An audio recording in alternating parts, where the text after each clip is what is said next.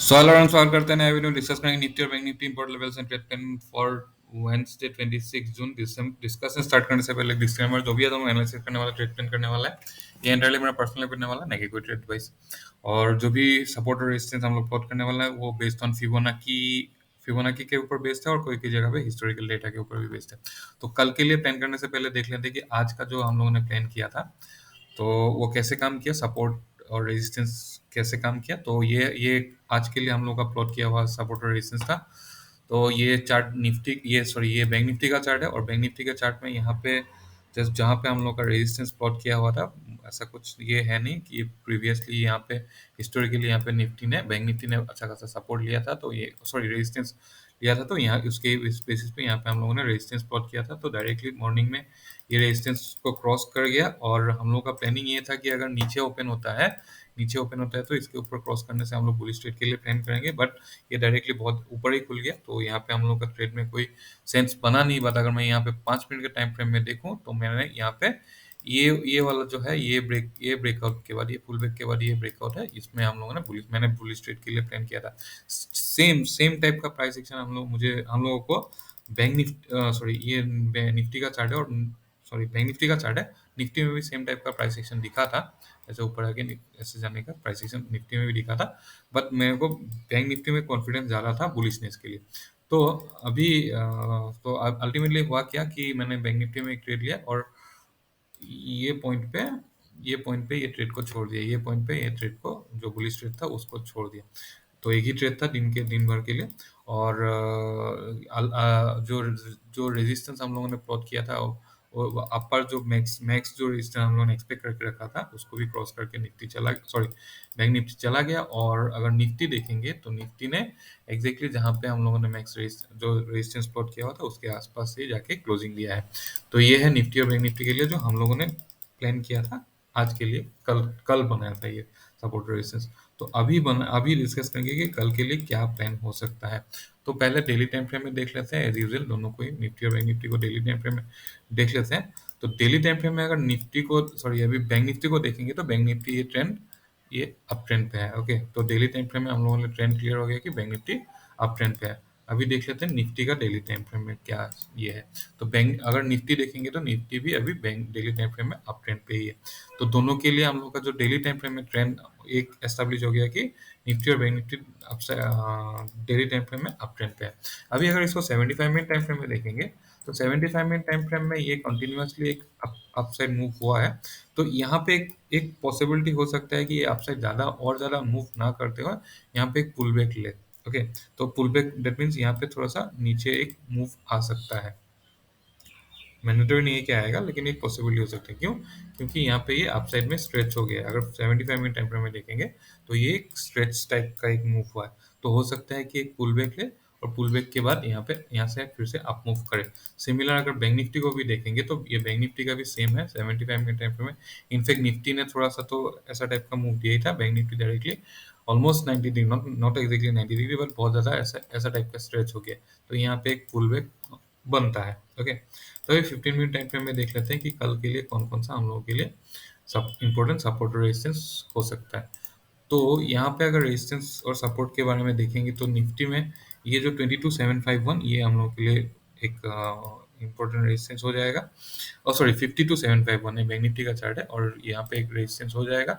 15 minute में मैं लेके जाता हूँ और हम लोग का प्लान क्या होगा अगर मार्केट ये रेंज पे कहीं पे ओपन होता है। ये जो 52751 और 52452 ये दोनों के बीच में अगर कहीं पे ओपन होता है अपसाइड क्रॉस करता है तो बुलिश ट्रेड के लिए प्लान कर सकते हैं।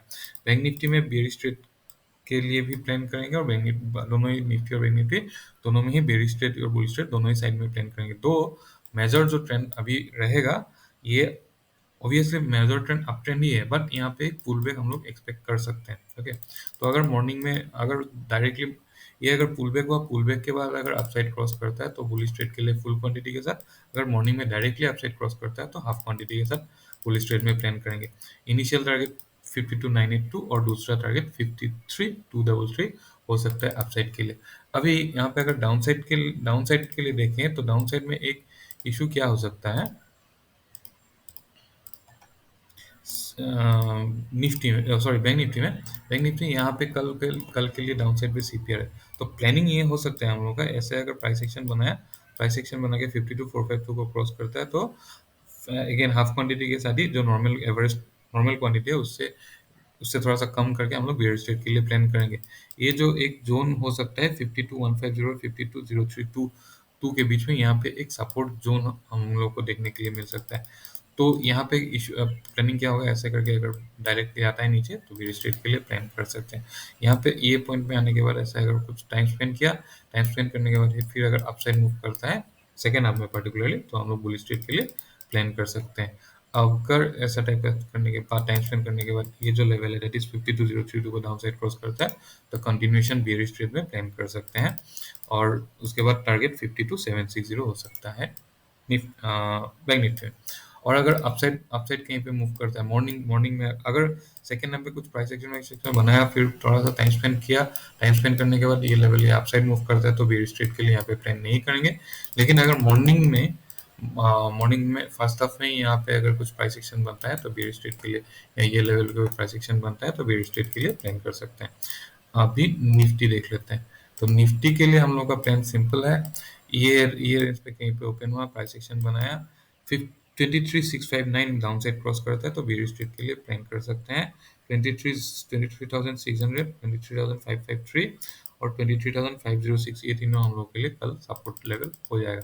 और अगर अपसाइड के लिए देखेंगे तो यहाँ पे थोड़ा सा टाइम स्पेंड किया, टाइम स्पेंड करने के बाद अगर ये level that is 23,754 level cross करता है तो हम लोग बुल स्ट्रेट के लिए प्लान करेंगे। उस केस में ये जो डॉटेड लाइन है तब रेजिस्टेंस की तरह चांसेस कम है काम करने के लिए। लेकिन अगर डायरेक्टली यहाँ पे अगर डायरेक्टली क्रॉस करता है, मॉर्निंग में ओपन होने के बाद अगर डायरेक्टली क्रॉस करता है तो ये dotted line as a resistance काम कर सकता है। ये अगर प्राइस एक्शन बनाए, थोड़ा सा टाइम स्पेंड किया, टाइम स्पेंड करने के बाद अगर आप मूव देता है तो हम लोग फुल क्वांटिटी के साथ जाएंगे। या फिर मॉर्निंग में अगर ऐसा कुछ हुआ या यहाँ पे प्राइस एक्शन बनाए तो ये हम लोग बुल स्ट्रेट के लिए प्लान करेंगे। इनिशियल टारगेट 23,852 और दूसरा टारगेट 23,914 हो सकता है अपसाइड के लिए। और डाउन साइड के लिए अगर देखेंगे तो यहाँ पे ये टारगेट ये तीनों हम लोग के लिए टारगेट हो सकता है। बहुत ज़्यादा मूव कल अपसाइड के लिए बहुत ज़्यादा मूव एक्सपेक्ट नहीं कर रहे हैं। अगर टाइम स्पेंड किया, बहुत कुछ अच्छा खासा टाइम स्पेंड किया, टाइम स्पेंड करने के बाद अगर आप मूव करता है तो हो सकता है कि मार्केट ऊपर जाए। लेकिन अगर मॉर्निंग में ही डायरेक्टली ऊपर जाता है तो बहुत ज़्यादा चांसेस नहीं है ऊपर जाने के लिए।